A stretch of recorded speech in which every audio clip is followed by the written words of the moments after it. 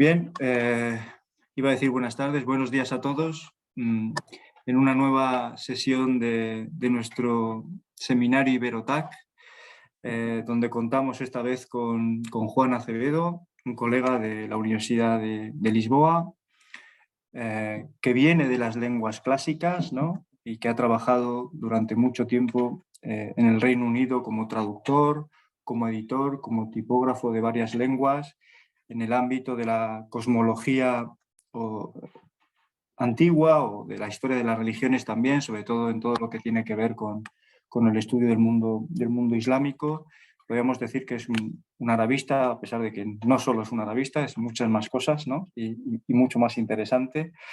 Y allí precisamente en Inglaterra, concretamente en Londres, en el Instituto Barbour, se doctoró con una tesis sobre cosmología alfanumérica a partir del análisis de diferentes fuentes de diferentes lenguas, ¿no? Griegas, latinas, árabes, hebreas, y específicamente sobre la noción de algo que he descubierto gracias a él y que estoy leyendo, la noción euclidiana de estoigeia, si no me equivoco, ¿no? Un trabajo fantástico que ha dado lugar a un libro, a varias publicaciones, pero ahora, desde 2019, está más cerca del mundo ibérico, está concretamente en Lisboa, trabajando en el grupo de Enrique Leitao en el gran proyecto Router, donde está intentando examinar, ¿no? O estableciendo un puente entre las fuentes islámicas en navegación oceánica, especialmente en el Índico, y qué hay de todo eso, ¿no? En la cultura marítima y la navegación del siglo XVI o de la temprana modernidad, ¿no? Y creo que es precisamente de eso de lo que nos va a hablar Juan. Juan, muchas gracias por aceptar la invitación y somos todo oídos. Bueno, muchas gracias a ti, Antonio, y gracias a Lino, al proyecto, por la invitación. Muy contento de estar aquí. Voy a compartir la pantalla, la presentación. A ver si se puede ver. Muy bien. Y déjame, voy a estar aquí pendiente. Estoy con la cosa de que si aparece otra gente, bueno. Bueno, entonces vamos a comenzar justamente. Bueno, ante todo, para prevenirlo, voy a darle una vuelta al título al final y voy a hablar primero de las técnicas y después de los fundamentos. No vaya a ser que no nos dé tiempo de cubrir las técnicas. Entonces vamos a comenzar por ubicarnos temporal y geográficamente. Las prácticas de navegación de las que voy a hablar hoy son, a primera vista, simplemente las que se usaban en el Índico occidental. Esta área, incluyendo el Mar Rojo, y un poco más al este del Estrecho de Malaca, incluso. Por aquí llegaban. Este mapa no corresponde exactamente con las rutas de los pilotos árabes, pero casi. Ellos llegaban aquí hasta el sur, a Sofala, la costa de África. Y en realidad las rutas de ellos casi siempre llegaban como hasta por aquí, no llegaban hasta Sinaí. Y todo esto lo recorrían. Y claro, y las rutas más intensas, más comunes eran en esta área, entre la costa árabe, la costa del sur o aquí cerca de Hormuz y la costa occidental de la India. Y claro, un enorme tráfico subiendo por el Mar Rojo hasta Jeddah, que es el puerto de la Meca, en relación con la peregrinación. Y temporalmente, la época de la que vamos a hablar cubre la segunda mitad del siglo XV y la primera mitad del siglo XVI. Estos límites son así porque reflejan directamente el periodo en el que vivieron los dos grandes y únicos autores árabes que hayan dejado o de los que conservamos un corpus náutico. Y reflejan también las rutas de las que tratan sus obras. Estos son los dos autores, Ahmad ibn Majid y Suleiman al-Mahri. Los dos son del sur de la península arábiga. Ibn Majid, hay gente que dice que es de lo que corresponde a Ras al Khaimah, hoy uno de los Emiratos. Y Suleiman al-Mahri, hay una región muy conocida, el Mahra, por el sur de Yemen. Me parece que no es equivocado acercarse al tema de esta manera, porque tenemos abundante evidencia para confirmar la veracidad de los tratados de Ibn Majid y de al-Mahri, pero tenemos que tener cuidado, porque las obras de estos autores no salieron de la nada y tampoco se esfumaron en el siglo XVI. Es más bien de suma importancia tener presente que sus obras, aquí hay una imagen de un manuscrito, son la cristalización de siglos y siglos de tradiciones náuticas, no solo árabes y no solo islámicas, tradiciones de navegación greco-egipcia, persa, malabar, tamil, china y también árabe. Así, en diversos periodos de la historia del Índico, el comercio se movía a manos de griegos alejandrinos o de mercaderes judíos de diversos orígenes establecidos a lo largo de los litorales árabes del Golfo Pérsico, Baluchistán, Sind, Gujarat. Puertos importantes en una época desaparecieron por fenómenos naturales o por guerras o migraciones, y otros puertos se convirtieron en emporios prósperos, y otros después a la vera de uno y otro imperio. Y de toda esta historia, esbozada, por ejemplo, por George Urani y más recientemente por Dionysius Agios, encontramos vestigios lingüísticos, tecnocientíficos, historiográficos en las obras de Ibn Majid y al-Mahri. Después de su época, podemos también hallar su influencia, o quizá más bien la prolongación del mismo caudal entre los turcos otomanos, en las prácticas de culturas diversas en la costa oriental de África, en el sur de la India, hasta bien entrado el siglo XIX, cuando volvemos a tener evidencia de las mismas prácticas medievales y premodernas, ahora combinadas con novedades venidas de Europa, como el uso de instrumentos nuevos y de técnicas astronómicas modernas. Todo esto es para decir y no olvidar que las técnicas de las que voy a hablar son en realidad híbridas y por tanto son un retrato fiel de la realidad transcultural del Océano Índico. Ahora vamos a ver un poco más de cerca lo que en nuestro grupo de trabajo Rotter hemos comenzado a llamar el corpus náutico árabe premoderno. Estos son los dos autores. Por ahora, sería bueno decir. De Ahmad Ibn Majid se conservan cerca de 40 obras. Prácticamente todos son poemas didácticos, con excepción de una gran obra en prosa que es esta, Fawaid fi Usul al Bahr wal Qawaid, los comentarios o los beneficios de los principios y fundamentos de la ciencia marítima. Que en este libro, como en una especie de suma, se reflejan con bastante fidelidad los temas de los poemas del mismo Ibn Majid y de los tópicos que trata al-Mahri en general. Al-Mahri es un autor menos prolijo y mucho más técnico. Tenemos 6 o 7 obras que cubren grosso modo los mismos temas, con ciertas incursiones en temas astronómicos que no encontramos en Ibn Majid.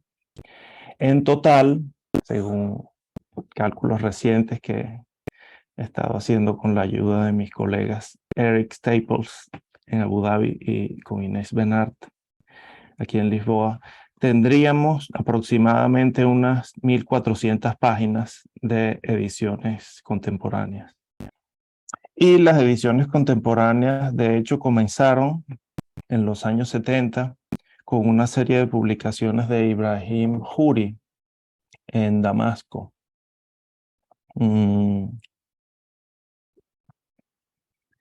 Después hubo ediciones, hubo unas ediciones muy importantes que no están aquí anotadas, solo porque no estaba no son propiamente ediciones, sino reproducciones facsimilares de unos manuscritos en París que produjo un académico, Gabriel Ferrand, a principios del siglo XX. Y tuvieron mucha influencia porque, claro, sacó de los archivos con sus facsímiles esta literatura y le dedicó él y otros colegas varios ensayos a la náutica árabe. Después de esto, entonces, sí, en los 70, Ibrahim Huri comenzó con un proyecto fantástico de edición de los libros que lamentablemente no se completó, no conocemos la historia, pero igual produjo 4 tomos excelentes, que son referencias básicas. Y Gerald Tibbets en Londres estuvo produciendo traducciones importantes y sobre todo una traducción completa de los Fawaid, con muchos comentarios, una maravilla. Hay unas ediciones rusas, Theodor Shumovsky produjo 2 o creo que 3 traducciones importantes y de hecho es el único que ha producido traducciones de la obra de Al-Mahri. Tradujo Al-Umda, ese trabajo importante de Al-Mahri. Y en el mundo árabe, en los últimos años, hubo varias ediciones de obras que no habían sido publicadas antes, de Hassan Saleh Shihab, que falleció hace poco, en el 2012. Y él prácticamente escribió solo en árabe, tiene 1 o 2 ensayos en inglés. Entonces tiene un gran trabajo, un glosario de náutica árabe, por ejemplo, importante, pero pues son desconocidos en Europa en general. Mi colega Inés se encuentra ahora mismo preparando un índice bilingüe detallado de los contenidos de la obra de Al-Mahri, toda la obra, que será, esperamos, el primer paso para dar acceso a esta obra en lenguas europeas.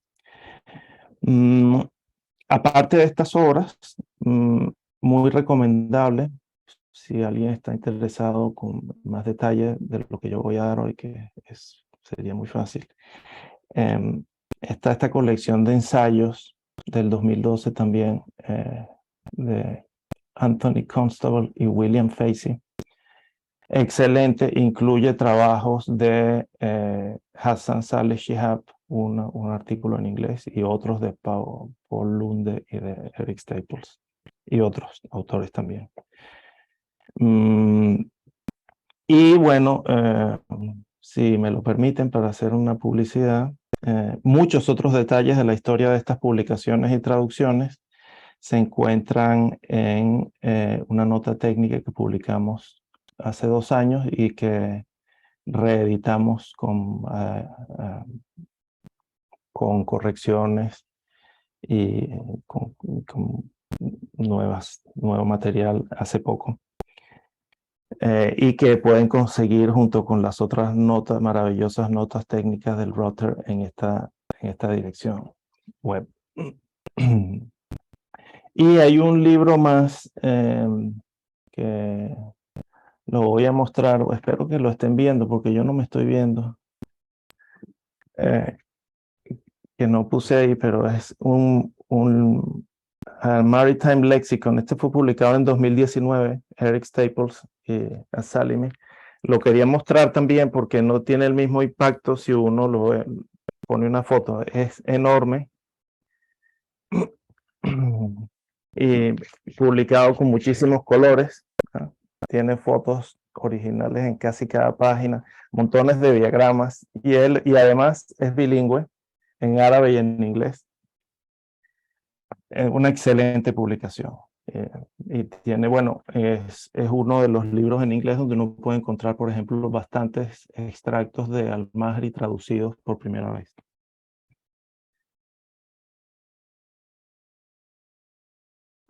Y entonces, después de esta pequeña introducción bibliográfica, entremos en materia. ¿De qué tratan estos tratados en prosa y en verso? Son ante todo técnicas de navegación por estima, para la cual, dead reckoning en inglés, ¿no? Para la cual, como ha explicado en detalle nuestro colega, el comandante Mayao Pereira, las condiciones del Índico Occidental son especialmente apropiadas, porque es una navegación que tiene lugar dentro de un rango limitado de latitud aproximadamente intertropical y con patrones meteorológicos sumamente regulares. Son técnicas basadas principalmente en puntos de referencia astronómicos. Una navegación en la que el uso de la brújula parece secundario y accesorio, un gran contraste con el Mediterráneo, y que pareciera ser una navegación nocturna. Nunca hablan de tomar la altura del sol ni de hacer nada con el sol, como si no existiera. Una de las grandes virtudes del piloto, a los ojos de Ibn Majid, justamente es dormir muy poco. Incluso da recomendaciones sobre cómo hacer para no quedarse dormido. Entonces, los tópicos principales que se enseñan en estos manuales son los siguientes, más o menos resumidos, pero sí está todo lo principal aquí. Primero, las mansiones lunares, Manazil al-Qamar, los rumbos estelares, al-Ahnan, los 32 rumbos, la calibración o corrección de la altura de la estrella polar, Bashi, medidas de velocidad y de distancia, Zam, Tarafa, el conocimiento del calendario solar, Nairuz, que tiene que ver con las estaciones de navegación, con los mozones, y los signos de tierra, signos de la proximidad de tierra. Entonces, ahora voy a ir pasando una por estas y me voy a demorar un poco más en la primera, porque constituye el marco de referencia por ser una división en partes iguales del cielo, bueno, más específicamente del área que rodea la eclíptica. Estos marineros usaban se podría llamar un zodíaco, porque si un zodíaco quiere decir un círculo de animalitos, también en este círculo de las mansiones hay muchas partes de animales y otros seres vivos también. Entonces estos marineros no usaban el zodíaco solar que conocemos de 12 signos, que han venido de Babilonia, Aries, Tauro, etcétera, sino que usaban una división mucho más fina de la eclíptica en 28 partes. Un zodíaco lunar en el que cada sector se llama una estación de la luna. Manzil, el plural es manazil. En latín se llamaron mansiones, que claro, no es lo mismo que una mansión en español, sino que quiere decir lo mismo, un lugar donde uno permanece un rato, donde se hace una parada, como una posada. Y una posada es, por cierto, el nombre que se le da a estas mansiones lunares en la astronomía china. Las mansiones lunares están muy documentadas y con anterioridad a la tradición islámica en la India y en China.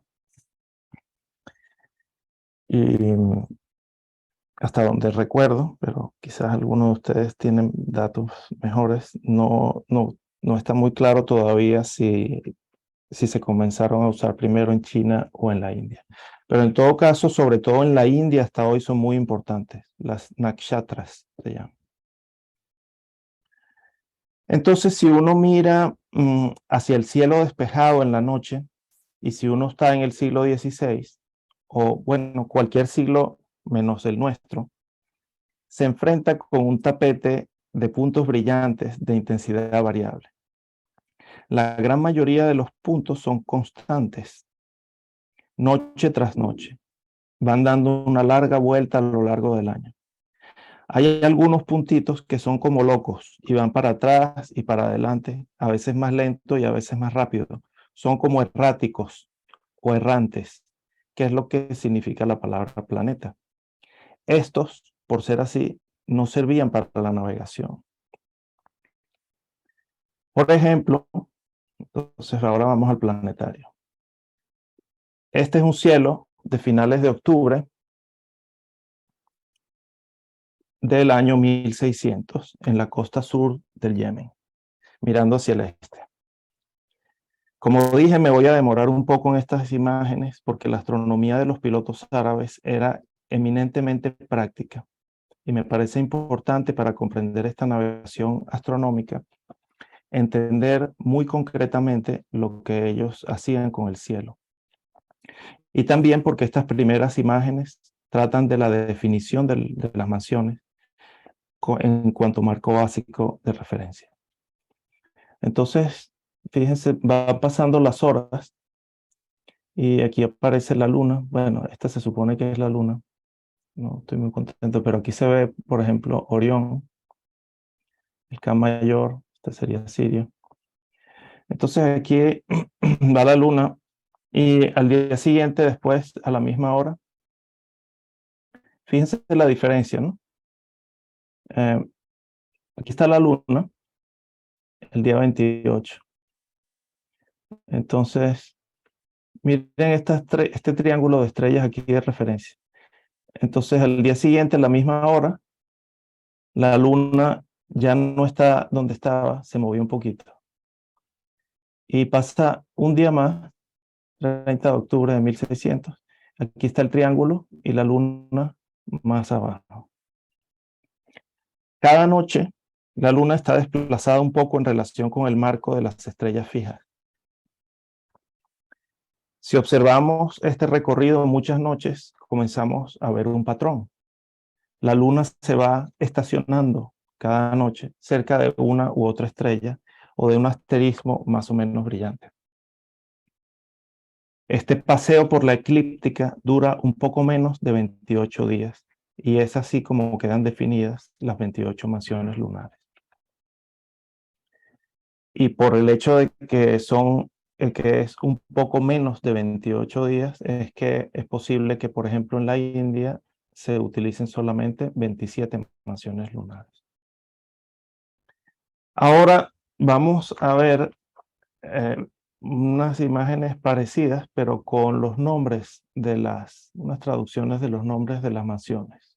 Entonces ahí volvemos el 27 de octubre.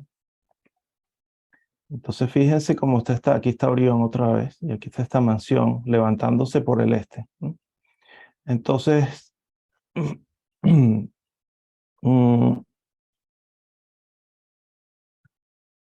vamos a ver ahora qué pasa después de una hora. Solo un incremento de una hora.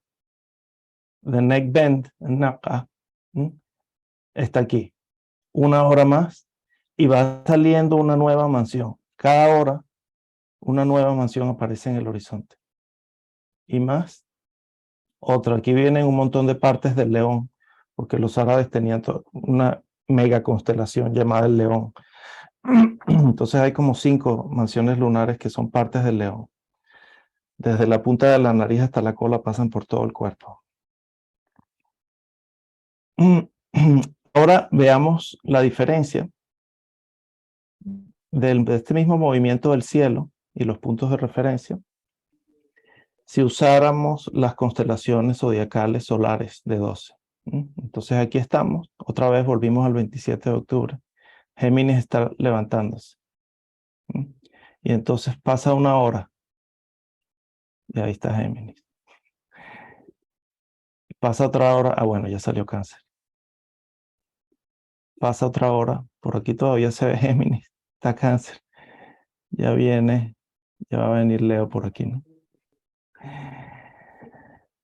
Entonces, ¿qué es lo que está pasando? La velocidad a la que van saliendo las constelaciones solares es mucho menor porque cada una ocupa un espacio mayor en el cielo. Con más precisión, la diferencia es la que da la división de los 360 grados de la eclíptica en 12 partes o en 28 partes. Cada signo zodiacal de 30 grados contiene casi 2 mansiones y media. Una imagen métrica, esta, comparando pulgadas con centímetros, puede ayudarnos a apreciar el impacto práctico de esta diferencia.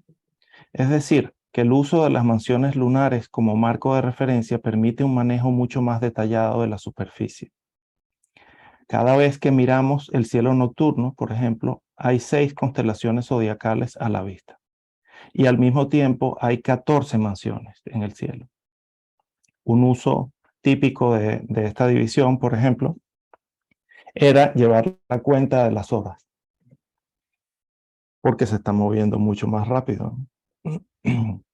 Y aquí tenemos, por comparar, Otra imagen esquemática de la relación entre el zodíaco y las mansiones. En el círculo exterior están los 12 signos solares y en el círculo interno están las 28 mansiones. Aquí se ve bien la proporción, ¿no?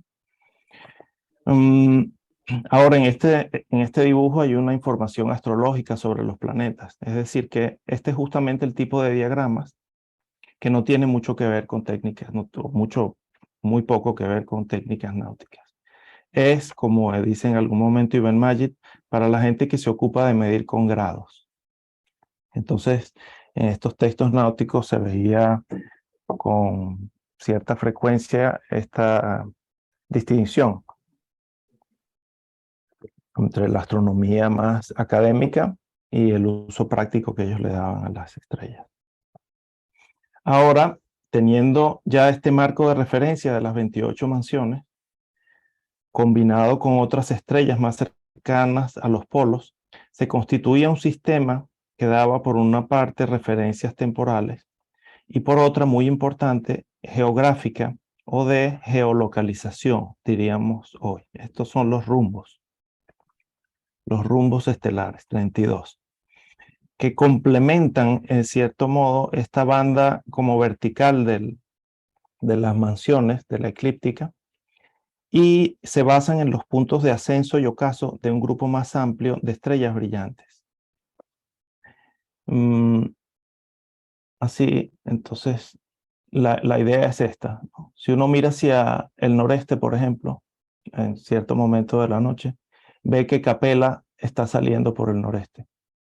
Y después ella hace su recorrido por el cielo y se va a poner en el noroeste. Por ejemplo, Antares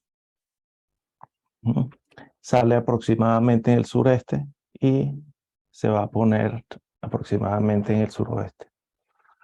Entonces, de esta manera quedan definidos usando como referencia estrellas brillantes o, por ejemplo, objetos brillantes como las Pléyades que están aquí.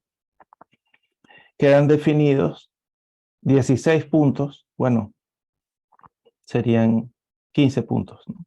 O de ascenso y sus correspondientes aquí, 15 de este lado. Quedan definidos así 32. ¿Sí? Ahora bien, lo importante, fíjense que estoy diciendo aproximadamente todo el tiempo. Antares sale aproximadamente por el suroeste, por el sureste, así. Porque como ocurre con las mansiones lunares, lo más importante para el uso práctico de los rumbos no es que haya una correspondencia exacta entre la estrella que se está levantando y la dirección que uno está identificando con ella. Lo importante y como lo fundamental es la división regular de la superficie. Entonces es algo que de hecho viene siendo geométrico, ¿no? Y ellos mismos, y esta es una discrepancia que ellos mismos explican en sus obras. Tanto Ibn Majid como Al-Mahri se toman la molestia de decir, bueno, cuidado, que en realidad la correspondencia de los puntos cardinales con las estrellas no es tan exacta, pero nos sirven para orientarlos. Se volvieron direcciones convencionales. Es más o menos como lo que pasó en Europa con los vientos, que en algún momento se supone que hubo una correspondencia, al menos parcial, de las direcciones de los vientos con las direcciones, con los puntos cardinales, y ya después simplemente se convierte en un sistema convencional de direcciones. Y bueno, esto es lo que es por este tipo de razonamiento que se encuentran divisiones tan parecidas en otras latitudes donde las condiciones son muy diferentes.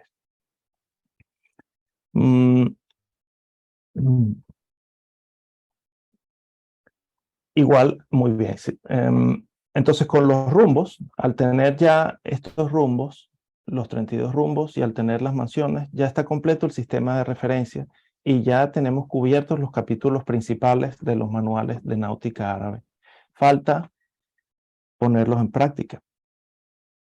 La principal utilidad de este sistema astronómico era la determinación de la latitud, que era, como es todavía, una función directa de la altura de la estrella polar. Largas secciones y poemas enteros de este corpus se dedican a la determinación exacta de la altura de Polaris y se dan listas de lugares según estos valores. Volvemos al planetario y aquí podemos ver, para tener una idea visual más concreta, ahora miramos hacia el norte, es más o menos la misma fecha en 1600. Vamos a ver cómo se ve la estrella polar desde algunos de los puertos más importantes de las rutas de esta época. Por ejemplo, aquí está Mascate, en Omán. Entonces, aquí está la estrella polar, ¿no? La Osa Menor. Y en Mukalla, en Yemen, poquito más cerca del horizonte, ¿no? Este sería el horizonte.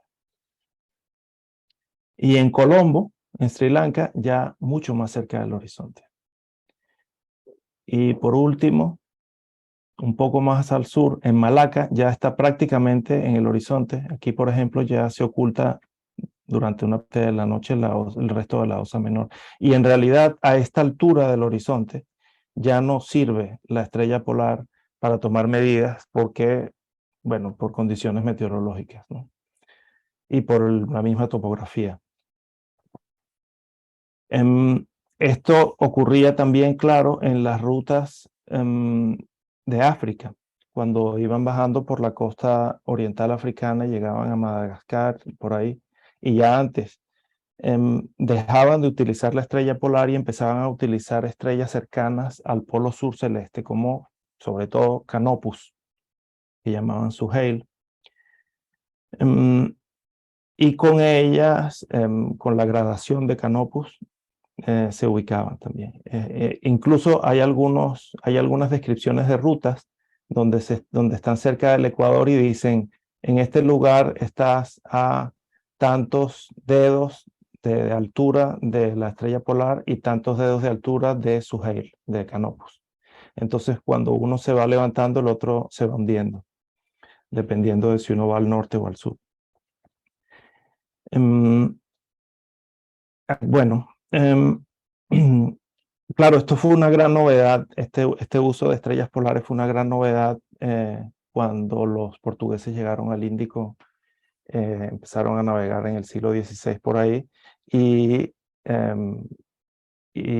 aprendieron y descubrieron cómo se utilizaban algunas de esas estrellas, incluyendo a Chernar Alfa Eridani, que es una de las estrellas más brillantes del cielo y era desconocida, ¿no? No pertenece a la astronomía tolemaica. Y bueno, y claro, en el Índico sí se usaba hacía siglos para navegar. Estas medidas de altura se tomaban en una unidad técnica llamada, es un nombre técnico, prepárense, un dedo. Dedo. Esba. Pero en realidad sí es una unidad técnica, porque no era un dedo cualquiera, sino que los pilotos como Ibn Majid y sus predecesores se habían puesto de acuerdo en una definición técnica del dedo para poder hacer las medidas. Entonces, por ejemplo, esto que se llama aquí Duban, esta medida de 4 dedos, ellos decían, si uno extiende su mano, como está haciendo este personaje del dibujo aquí, si uno extiende su brazo y mira hacia la constelación de Auriga, uno pone su mano entre dos estrellas, las dos estrellas principales de Auriga, y esa distancia, eso es el Duban. Entonces, ellos decían, esa distancia ahí, esos son los 4 dedos náuticos. Y claro, entonces, según eso, quedaba perfectamente definido. Y se entiende la lógica. El problema fue que ese tipo de convenciones fueron variando mucho durante los siglos. Entonces, más o menos encontramos que un dedo podría corresponder a algo así como 1 grado y 40, pero es una unidad que tiene muchas variaciones. En todo caso, sí hubo un intento por tener un dedo estándar. Y entonces, por ejemplo, se usaban estas tablas, la hashaba, que por algún malentendido ha circulado muchísimo tiempo con el nombre de camal. En los textos náuticos siempre se habla de hashaba, que quiere decir una tabla, un pedazo de madera. Entonces, este es un ejemplo de una hashaba donde la relación entre los dedos es obvia. Y hay algunas hashabas de 4 dedos, otras de 8, esta es una grande de 12. Y algunas no tienen estas divisiones de dedos tampoco, es simplemente una tablita con ciertas medidas que permiten tomar las medidas. Ahora,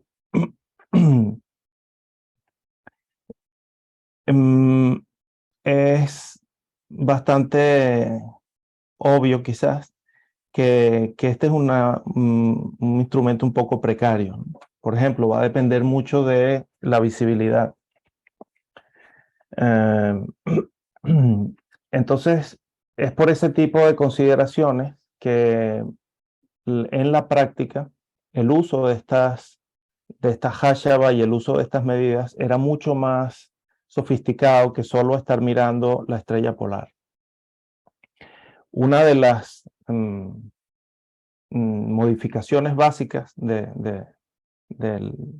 o una de las modificaciones importantes de la técnica básica de medir la altura de la polar es esto que se llamaba Bashi, la corrección de la altura del polo. Entonces, los marineros árabes eran conscientes de que la estrella polar aquí, al final de la cola de la osa, no estaba exactamente en el polo celeste, sino que daba vueltas alrededor de él. Entonces ellos tenían largas listas de las diferencias de altura de Polaris. De manera que cuando tomaban la altura de Polaris, por ejemplo, si Polaris estaba aquí o estaba aquí, ellos sabían a qué distancia estaba el polo en ese momento y hacían la corrección para tener una altura más ajustada. Y claro, como este movimiento de la estrella polar alrededor del polo va con todo el cielo, entonces ustedes se pueden imaginar que teniendo todo ese marco de referencia dando vueltas al mismo tiempo y con siglos de práctica acumulada, ellos no iban a estar dependiendo simplemente de ver esta constelación aquí, de ver la Osa Menor. Si había niebla y no se veía esto, y solo se veía una estrellita levantándose por el este, probablemente un marinero, un piloto experimentado, ya era capaz de entender en ese momento a qué altura estaba la polar, cuál era el Banshee del momento. Tienen en los capítulos que se dedican a las mansiones lunares, por ejemplo, tienen pasajes muy detallados sobre todo este tipo de combinaciones posibles. Entonces, por ejemplo, era necesario saber para cada mansión lunar,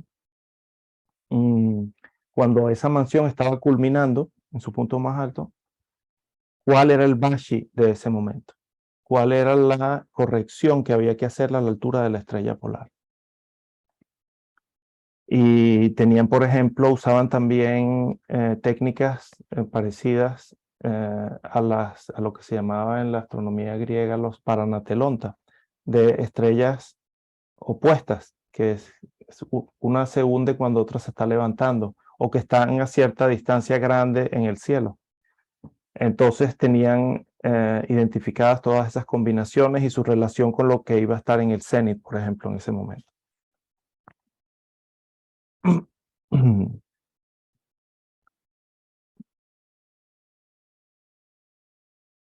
Bueno, no voy a extenderme en esos detalles porque se nos va toda todo el tiempo en esto y ya me estoy alargando mucho. El SAM, la distancia. Entonces, esto muy práctico, esto se refiere, el SAM era una unidad de tiempo, pero como suele pasar, se convierte en una medida de distancia. La definición más simple es que es un cuarto del día o de la noche. O aproximadamente, hay el cálculo ya establecido, 13 millas náuticas y media. Entonces, este diagrama explica un poco el concepto de tarafa. Es lo que se llamaba en Portugal el Regimento das Léguas. Entonces, aquí está el barquito que quiere subir hacia el norte, subir 1 grado de latitud, o bueno, un dedo. Entonces, si va en dirección norte, directo hacia Polaris, el ya, eso va a tomar cierto tiempo, ¿verdad? Va a ser esta distancia que está aquí. Ahora, si va en la dirección de las Pléyades, por ejemplo, que está casi al este, subir es aumentar ese único grado de latitud, le va a tomar toda esta distancia. Es una cosa debe ser trigonometría básica, ¿no? Entonces, ahora vamos a llegar a la aplicación de eso un poco más adelante. Pero veamos el siguiente tema que ellos tocaban. Era el año solar. Es lo que quería decir yo aquí. Es decir, los musulmanes, como sabemos, usan un calendario que es solo lunar y se va moviendo sobre nuestro calendario lunisolar. Pero para poder ubicarse dentro del marco de las estaciones y de los monzones del Índico, que en qué tiempo se podía navegar y en qué tiempo no se podía navegar, era muy importante saber tener una ubicación en el ciclo solar.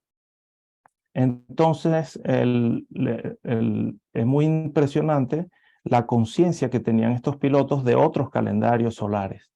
Y el que ellos usaban por excelencia para ubicarse en el año era la cuenta desde el Nairuz. Esta es una palabra de origen persa que quiere decir año nuevo o que se relaciona directamente con el año nuevo solar. Ahora también estos calendarios llamados Nairuz tuvieron muchísimas complicaciones a lo largo de los siglos. En la época de los autores que nos interesan, cuando hablaban de Nairuz se referían a una fecha a mediados de noviembre. Entonces ellos contaban, simplemente decían, y aquí este fue un experimento que yo hice para tener esta noción de un calendario que no tiene meses, sino que solo es una cuenta larga hasta 365. Entonces aquí está, y claro, estos meses, estos nombres de los meses son como para tener una idea. Pero por ejemplo, resulta que el 1 de mayo es el día 121 del año solar. Entonces estos marineros árabes estaban diciendo, si quieres navegar de Omán a Gujarat, tienes que salir en el día 210 de Nairuz, por ejemplo. Estoy inventando la fecha, no vayan a salir en esa fecha.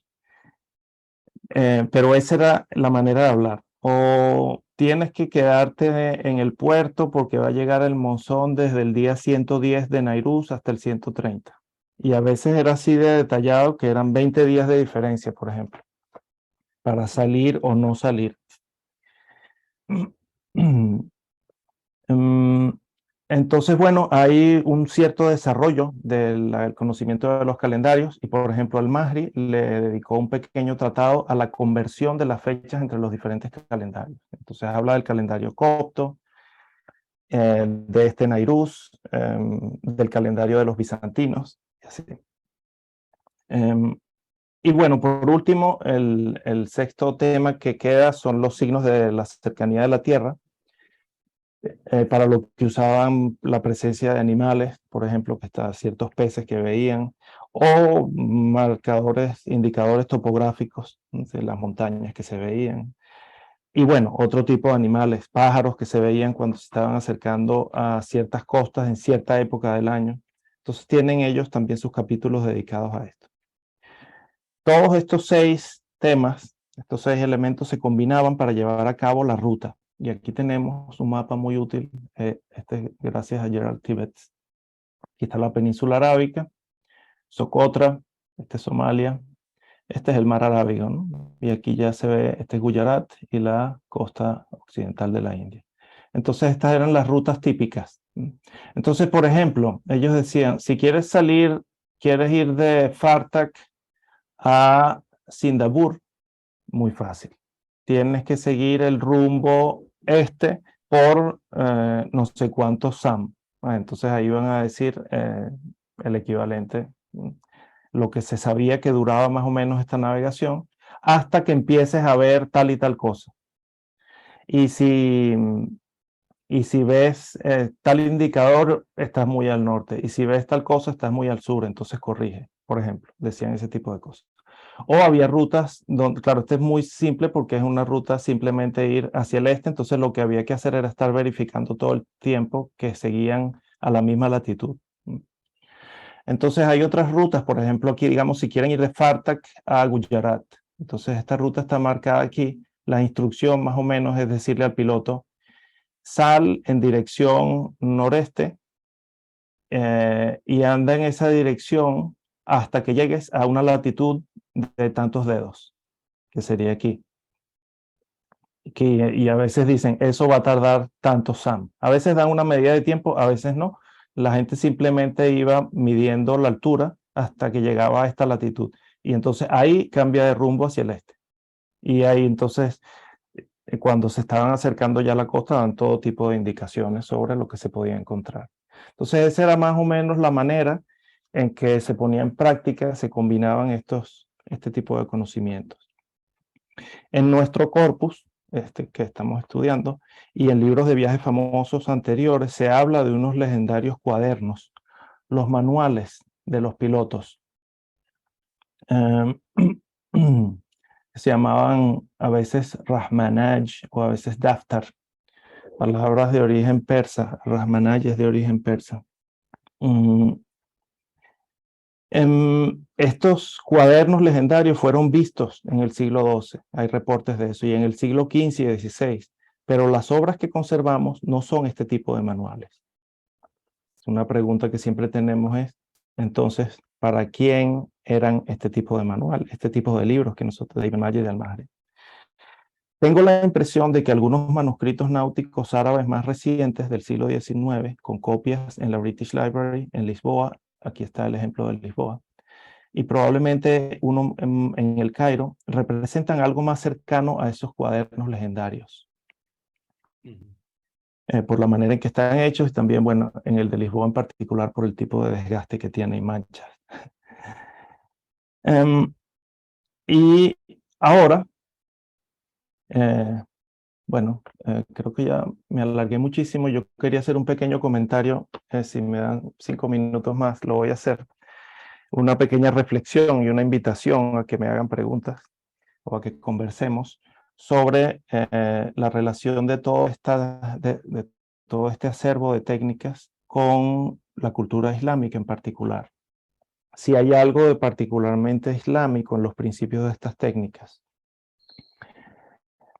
Se sabe que en el Islam hay unas prescripciones muy conocidas con respecto a la dirección y las horas de la oración, la salah, la oración canónica.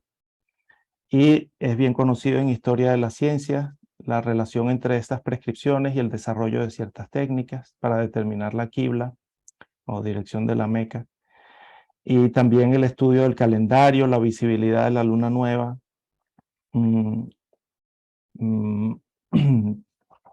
Creo que no hay ninguna duda respecto a esta simbiosis de muchos siglos entre investigación científica y ritos.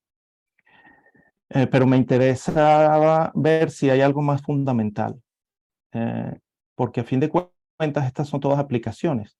Y lo que hay de particularmente islámico en este tipo de desarrollos científicos es muy circunstancial, es estrictamente circunstancial. Es decir, que en otro mundo religioso, con otros ritos, podrían darse interacciones semejantes.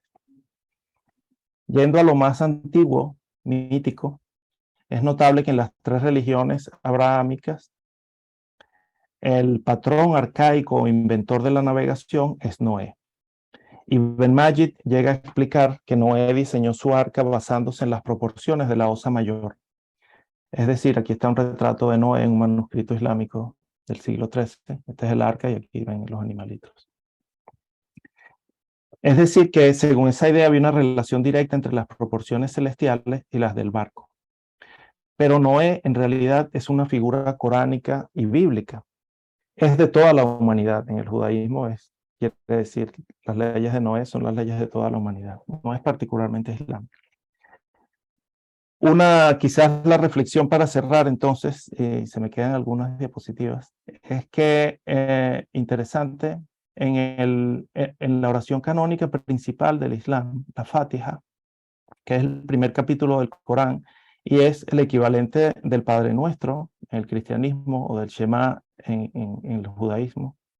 Solo se le pide una cosa a Dios. Se hacen unas alabanzas y solo se pide una cosa.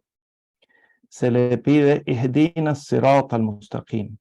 Guíanos por el camino recto. O sea que la única cosa que un musulmán obligatoriamente le pide a Dios 17 veces al día, desde hace 1500 años más o menos casi, es Hidayah, orientación. Y bueno, hay otros pasajes coránicos en donde hay referencias a temas parecidos, pero yo creo que si están todos despiertos todavía podemos conversar un poco sobre estas cosas. Y gracias, y voy a dejar de compartir la pantalla. Qué bien, Juan, muchas gracias. La verdad que me lo he pasado pipa, como dicen aquí los niños. He estado todo el rato tomando notas. Muy divertido y francamente muy interesante, ¿no? Imagino que lo habrá sido para todos. Abrimos ahora el turno de preguntas, de dudas, para conversar con Juan lo que el cuerpo aguante.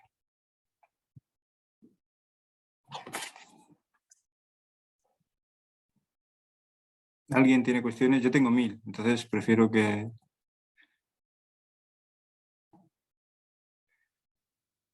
Javier, adelante. Micrófono. Estás en mute. Espera, habrá que... Ya está. ¿Sois capaz de hacer Bueno, en primer lugar felicitarte porque yo, quizá desde mi más profunda ignorancia, no sabía absolutamente nada de estas cosas, entonces siempre es interesante ver o ver una exposición tan competente, ¿no? Pero independientemente de los elogios, que te los mereces todos, también hay preguntas que me han surgido. Pero voy a ser muy preciso porque no quiero extenderme. ¿Cómo determinaban el comienzo de ese año, el famoso Nairuz que tú has dicho? Me ha intrigado muchísimo. O sea, en primer lugar, que elijan un año de ese estilo y por qué lo eligen. O sea, porque todo el complejo de astronomía estelar que hay detrás de lo que has contado es fascinante, lo cual indica que hay una enorme tradición oriental ahí un poco latiendo, ¿no? Porque yo que me he dedicado a la historia de la astronomía occidental, pensás que lo lógico es que uno se fije en los planetas, ¿no? Que los planetas realmente sean los protagonistas de todo. Sí. Y resulta que aquí hay unos individuos que dicen, olvídense de los planetas, ¿no? Olvídense de los planetas, que esto no tiene ni la más mínima importancia. Mucha complicación. Demasiada complicación y además no nos informan de nada. No nos sirven absolutamente de nada, ¿no? Sí. Lo cual lleva a una pregunta que no vas a contestar porque yo por lo menos no te la haría, ¿no? Que es por qué tuvimos esa especie de emperre con los planetas, ¿no? Es decir,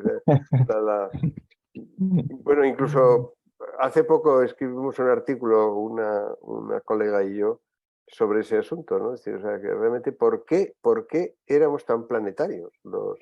Y de pronto que asomos a una cultura absolutamente náutica, práctica, artesanal, pero de gran nivel, muy sofisticada, donde bueno, pues lo importante son las estrellas. Pero cuando asoman la parte solar del año, eligen una cosa tan sorprendente como el Nairuz. O sea, yo por eso te digo, eso es dentro de las muchas preguntas que te podría hacer, esa sería la pregunta, sí.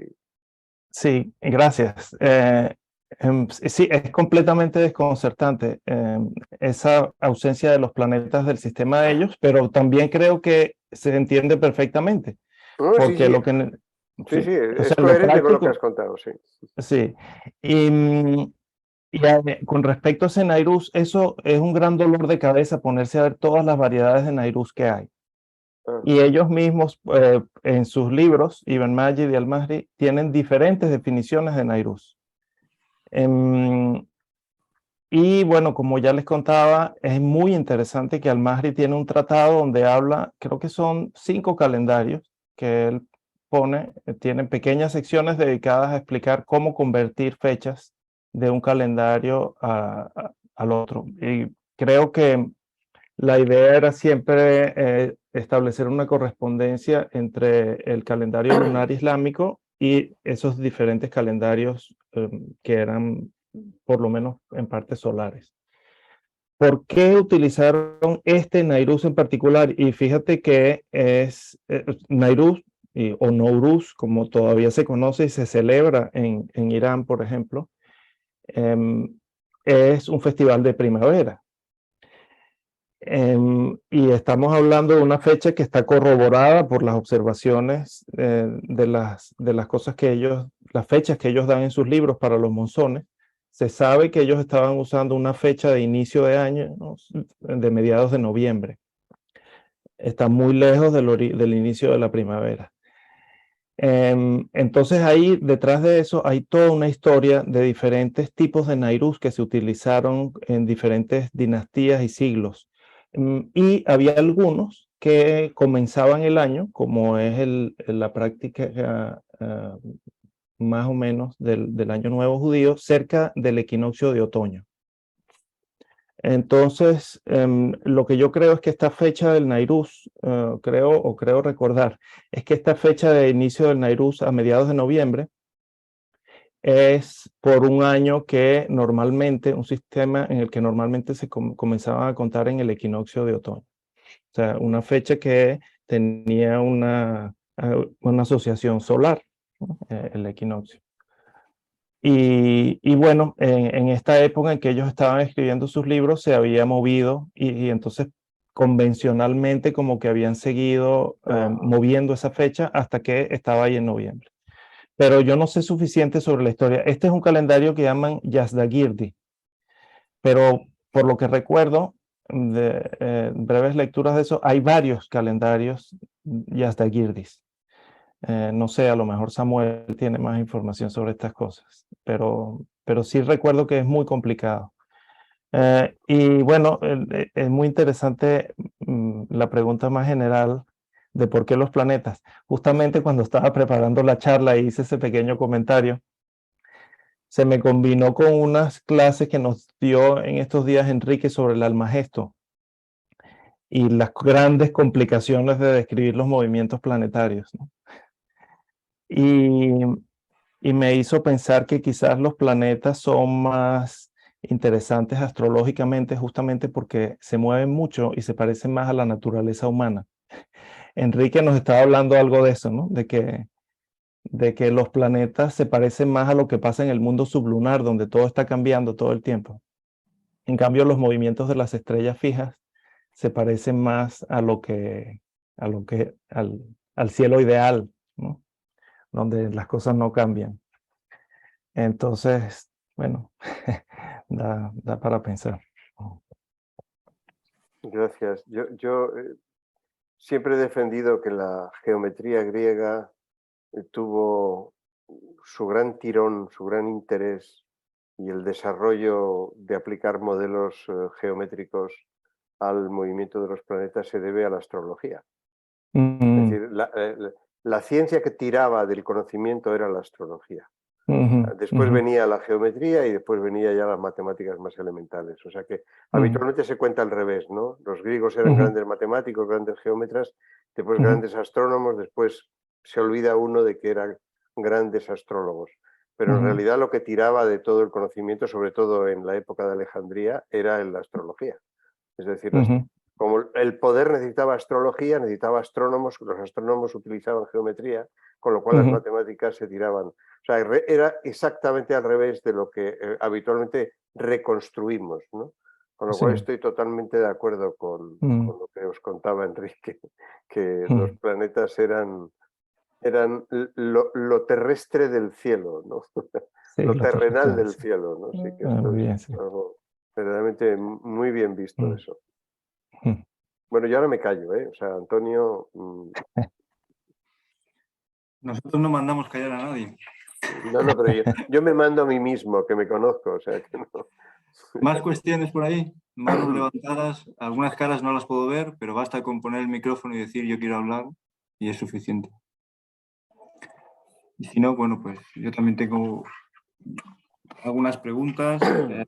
En realidad mis dudas y preguntas tienen que ver con las que tienen algunos de mis estudiantes y te las voy a trasladar, o creo que son preguntas que les pueden interesar, y otras que tienen que ver con mis propios intereses, ¿no? Son son muy variadas y de muchos tipos y puedes responder a lo que quieras, ¿no? Yo es que aprovecho mucho este seminario porque como me parece que es una mina, pues al máximo, ¿no? La primera es, ¿qué habría de toda esta tradición de estos dos autores que has mencionado, Al-Majid y el otro que no sabría pronunciar, Al-Masri o algo así? ¿Qué hay de ellos o qué habría, aunque sea navegación oceánica, de influencia en la navegación turca del mismo periodo, pero para el Mediterráneo? ¿Hay algún tipo de influencia, algún tipo de trasvase de información o no? Esa es una pregunta que hay una estudiante mía que está haciendo la tesis sobre esto, sobre técnicas de navegación turcas otomanas en el Mediterráneo de ese mismo periodo que tú has trabajado. Ella claro, dice que la ciencia islámica es muy importante para su tesis, ¿no? Pero a veces falla un poco Eso me ha llevado a pensar también dónde pueden estar esos cuadernos legendarios, que eso es maravilloso, ¿no? Maravilloso. Ella ha encontrado cosas muy buenas en palacios, en bibliotecas de palacios en Turquía. Entonces no sé si esa puede ser una pista. Luego ya más hacia mis intereses, te preguntaría, por ejemplo, ¿qué pasa con la cartografía náutica? Esto es una navegación sin ojos, es decir, es una navegación sin cartas. O no lo has mencionado porque creías que no era relevante, ¿no? No, excelente pregunta, sí. Si no hay cartas, cuáles eran, qué diferencias, ¿no? Con respecto a las cartas que conocemos del mismo periodo. Y luego ya me iría directamente a la cuestión de los tratados que has mencionado, de esa tratadística que de momento es pequeñita, muy interesante, pero pequeñita. Yo no la conozco, entonces me gustaría saber qué estilo tienen, por comparación con la tratadística ibérica, por ejemplo, que en este grupo la conocemos mejor, ¿no? Allí en Lisboa también. Derroteros, instrucciones náuticas para pilotos, porque estabas hablando al final de si queremos ir de aquí a allí, pero ¿esto lo dicen estos tratados o es otro corpus documental? Son otras cosas. Lo dicen. Claro, eso es fantástico, ¿no? ¿A quién iban dirigidos, ¿no? ¿A quién iban dirigidos estos tratados? ¿Por qué los escribían? ¿Qué necesidad tenían de escribir estos tratados? Si eran, no sé, eran enciclopedias para enseñar a alguien si se utilizaban o no se utilizaban o quedaron ahí. Ese tipo de cosas me interesan mucho. Y ya la última, y tengo más pero de mis propios intereses, ¿eh? Es que me has levantado un montón de preguntas, ¿no? La última sería si existía relación directa, si hay algún caso entre estos navegadores astrónomos y los miwakit, no sé si se dice así, los que trabajan esa astronomía que está al servicio de la mezquita. Sí, que para calcular la hora. Exactamente, que tienen problemas semejantes, solo que en tierra. Tienen problemas muy parecidos, ¿no? Sí.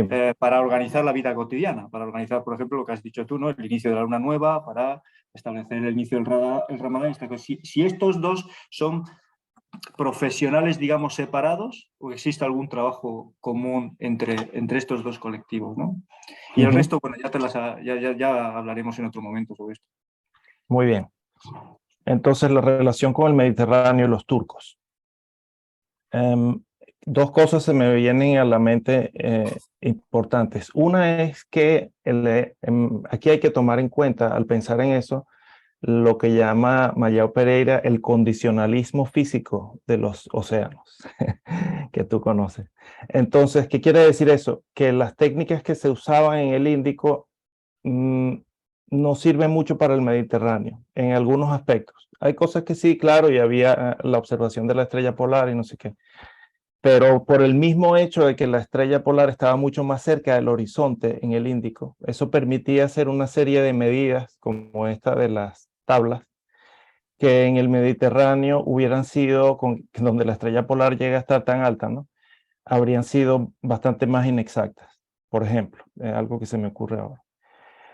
Entonces, no hay tantas técnicas de los marineros del Índico que puedan pasarse directamente al Mediterráneo, y eso hace más difícil encontrar paralelos y también transmisiones. Por ejemplo, una cosa sorprendente también, así como la ausencia de los planetas, es la ausencia de la brújula en estos tratados náuticos que tenemos. Ellos dicen, sí, la brújula es muy importante, dice Ibn Majid, y después no le dedica ni media página a la brújula, ¿no? Tiene una cosa legendaria sobre la brújula, pero ¿cómo usarla? No, nunca. Igual el astrolabio, dicen, el astrolabio, sí. Nunca jamás explican, y ese sí es más claro que pertenece a otra tradición. Entonces, bueno, eso es algo para tener en cuenta. Y lo otro es que la obra de Al-Mahri se sabe que fue traducida en turco, más o menos casi en su misma época, a mediados del siglo XVI, por este almirante turco que llamamos Çelebi, lo llamaron quienes publicaron su obra, Ali Reis, creo que era, y tiene otros nombres, no Piri Reis, otro Reis, que fue un escritor de náutica importante, y la obra principal de él, Al-Muhit, es casi una traducción, parece, de esta Umda, el libro más importante de Al-Mahdi. O sea que esas técnicas obviamente llegaron al corazón del Imperio Otomano, y Inés y yo tenemos muchísimas esperanzas e ilusión de que van a aparecer manuscritos importantes en Turquía. O sea que nos gustaría mucho saber lo que tu alumna encuentra. Debe haber cosas, sí. La cartografía náutica. Bueno, ese es otro de los unicornios en este campo, porque Ibn Majid y Al-Mahri, creo recordar que no hablan de mapas. Bueno, creo que una vez que hablan de mapas es para decir, los europeos usan mapas.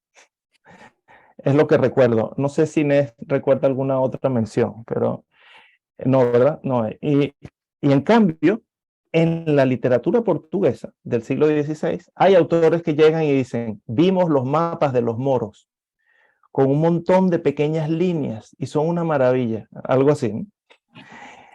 Y son mapas que nadie sabe dónde están. Entonces, bueno, como con estos manuales, estamos a la espera de que aparezcan en alguna biblioteca o en alguna colección particular. Entonces, sí parece que existían. Ahora, fíjate también, existían, sí, pero es muy notable que en estos tantos textos de náutica que tenemos, no hay ninguna mención de cómo navegar con mapas. Entonces es un poco rara esa situación, ¿no? Los portugueses lo vieron que los usaban, pero después resulta que ellos en ninguna parte hablan de eso. No sé. El tratado, el estilo de estos tratados, bueno, en general creo que casi, quizás con la excepción de los Fawaid, de este libro grande de Ibn Majid, que es como una enciclopedia, y él se la pasa llenándolo de anécdotas y de poemas, es muy divertido por eso, y también más complicado. Este es el que fue traducido por Tibbets, y estoy preparando una edición nueva, y da muchísimo trabajo. ¿Qué fecha tiene? ¿Qué fecha es? Es de finales del siglo XV, 1490, algo así.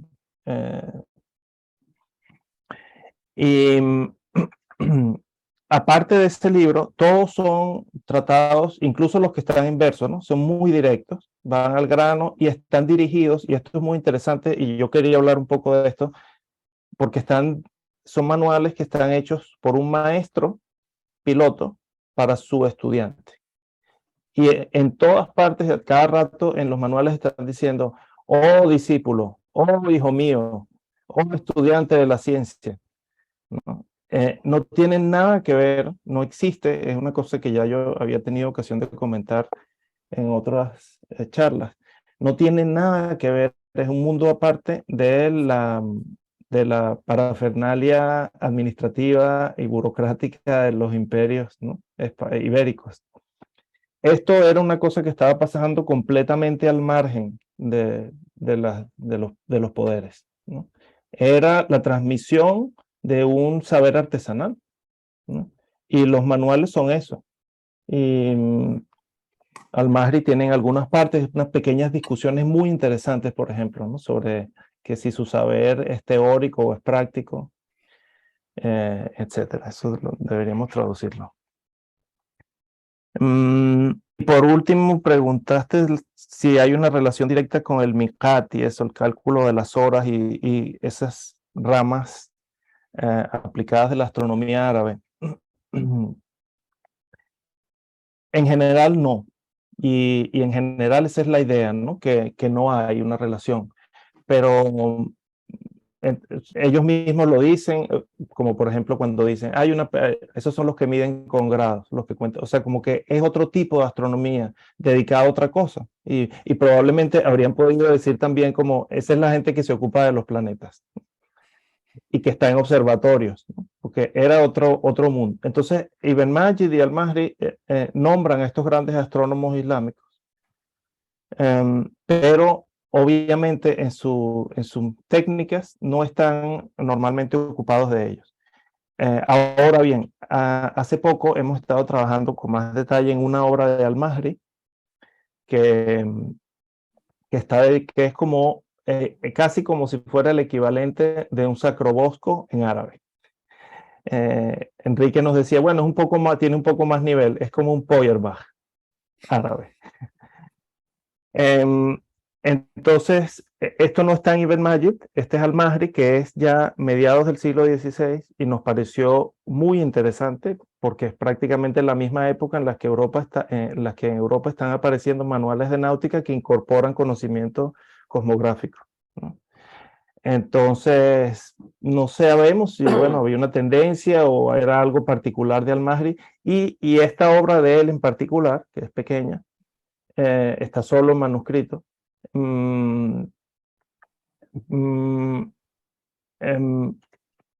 Parece como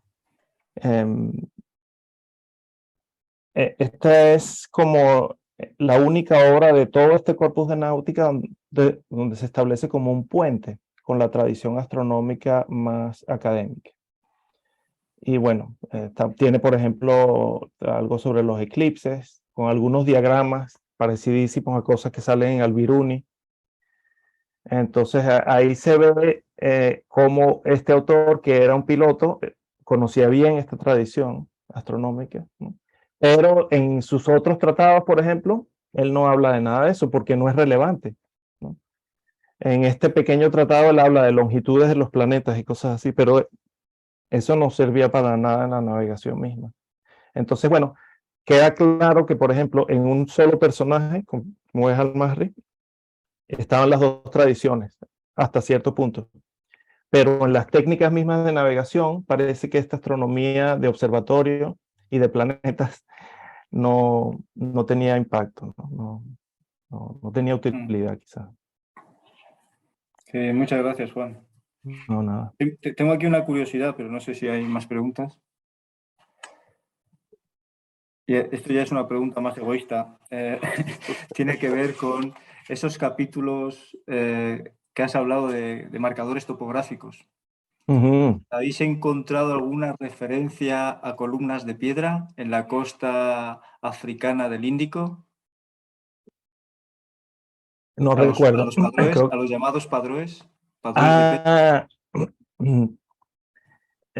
No, yo no recuerdo haber visto ninguna referencia. Ese es el tipo de cosa que quizás se podría encontrar después en el turco, en Çelebi. Okay. Porque él es un poco posterior y él habla más de los portugueses. Pero Al-Mahri y Ibn Majid todavía no, ellos simplemente, sí, los francos. pero es algo lejano. En cambio, Chelebi ya es de una época en ya que los portugueses estaban en plena expansión oriental, ¿no? Entonces quizás ahí, y bueno, claro, además tenían toda la relación con las culturas del Mediterráneo. Se me ocurre que este podría ser un lugar para buscar eso, pero sí, todavía no sabemos turco.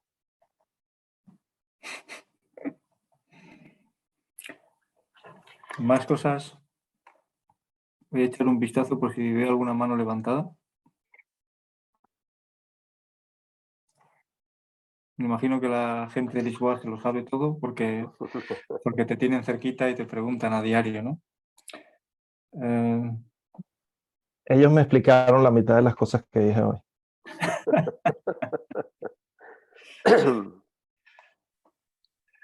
Muy bien. Pues no sé, si no hay más cuestiones, dudas, comentarios.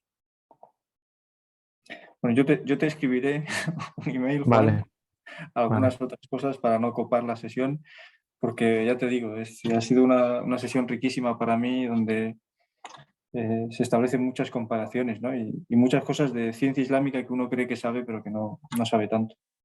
Muy bueno para mí. Muchas gracias. Bueno, pues entonces, si no hay más cuestiones, lo podemos dejar aquí, agradeciendo de nuevo a Juan su maravillosa exposición, ¿no? Bueno.